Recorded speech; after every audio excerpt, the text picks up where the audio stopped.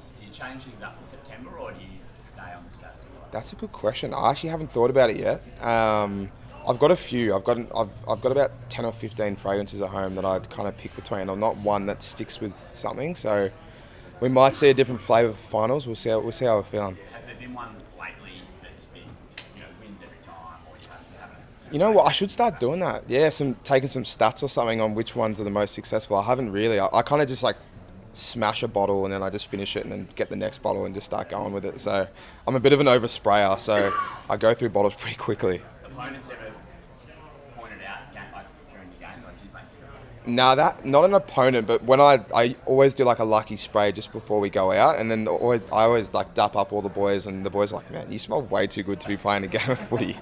But my mindset is it's like look good, look good, smell good, feel good, play good. That's my little motto. What about the final smell? Put that in the bottle and spray yourself. Oh, 100% I would, yeah, definitely. I reckon that would smell like success. I can feel it. There is a big buzz around, and you can tell it's sort of finals time. How different is it, I suppose, to home and away season? What steps up and how does it feel to you? Yeah, I feel like the biggest thing is all the people outside. Like you look how many people are here today, like just for a normal main training, to have probably a couple thousand people here.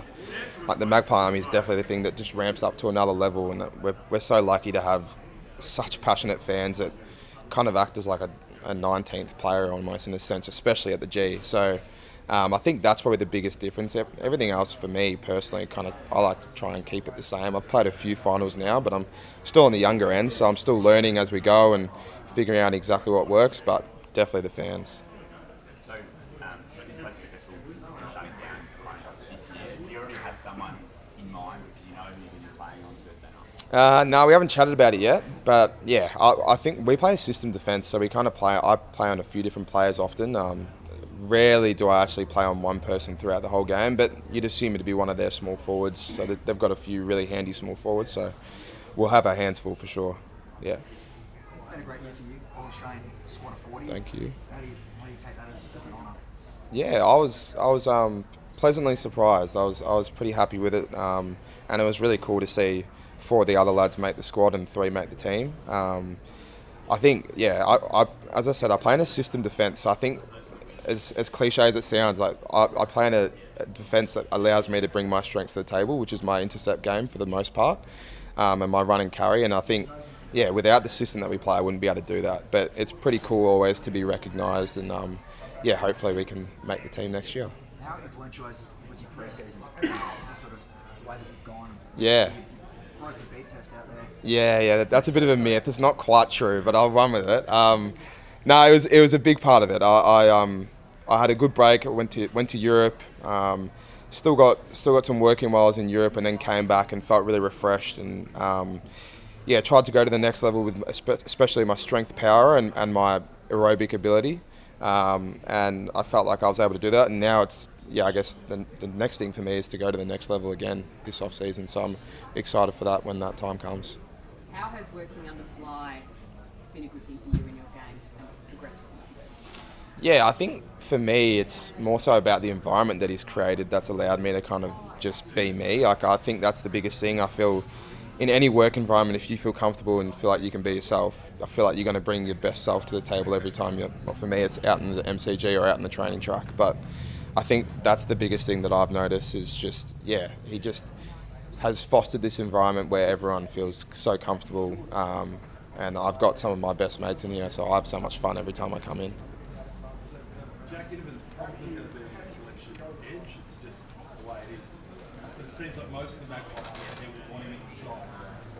How and why does that make Yeah, well, you're spot on. I think every Magpie fan would want him out there. They absolutely love him, and I think the things he brings to the table, like his goal sense is second to none. Like the way that he's able to find the big sticks and get people involved in hitting the scoreboard is yeah, it's something that I won't say to him too often because his head's already big enough. But yeah, he's very, very good at creating scores for us, and he just looks so dangerous every time he gets the ball. So I love playing with him because we have so much fun out there, and we're obviously really good mates. But yeah, we'll have to wait and see. Having Darcy back, obviously, right time. Looks like he'll be totally fine for Melbourne. What kind of difference does it make having the skip back? Yeah, huge difference. I mean, as you said, like we've got a really we've got a lot of depth throughout our team. So Billy Frampton's come in and played an unbelievable role. And I think Darcy's going to come in and do the exact same thing, bring his strengths to the table. Obviously, his leadership and stuff is unbelievable, and I'd say he's one of the best captains in the comp. And the way he's been able to kind of lead us throughout the year has been really special. And I've obviously worked really closely with him in the defence, and we have a lot of fun together. And I'm keen to have him back out there. I know you've seen there's a couple of fans out there holding up "I love you." That's some good reception. The Collingwood fan base is pretty unique. It's the best in the game. How much of a boost do you get out of that? And I suppose it's lucky to beat the Collingwood. Oh, 100%. I mean, for me, it's a bit deeper than that because I grew up a Collingwood fan, so like this is something that I've always dreamt about. And I used to be in the stands, like singing the Collingwood chant. So to be on the field when that Collingwood chant's going, or when the crowd's up and about, it's like almost like a euphoric feeling. So yeah, we're gonna need all the Collingwood Army. I'm just reading that site now.